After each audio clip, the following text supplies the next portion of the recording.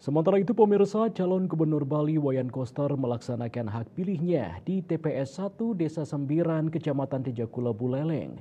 Koster hadir ke TPS sekitar pukul 9 WITA.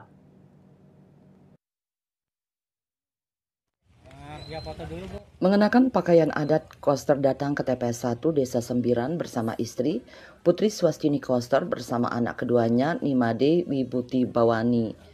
Dari 10 jumlah TPS yang ada di Desa Sembiran, Koster mendapat nomor DPT 448 dari total jumlah DPT di Desa Sembiran sebanyak 458 DPT. Ditemui setelah melaksanakan hak pilihnya, Koster mengaku peta politik tahun ini di Bali, khususnya di Buleleng, cukup dinamis. Namun, ia mengaku targetnya tahun ini optimis menang. Namun, ia mengimbau kepada masyarakat untuk tetap menjalankan hak pilihnya dengan baik. Kembali menggunakan hak pilihnya semua sesuai dengan namanya sudah terdaftar di DPT, berpartisipasi untuk menggunakan hak pilih sekaligus partisipasi untuk membangun Bali ke depan. Ada catatan selanjutnya juga Pak selama pelaksanaan pemilu.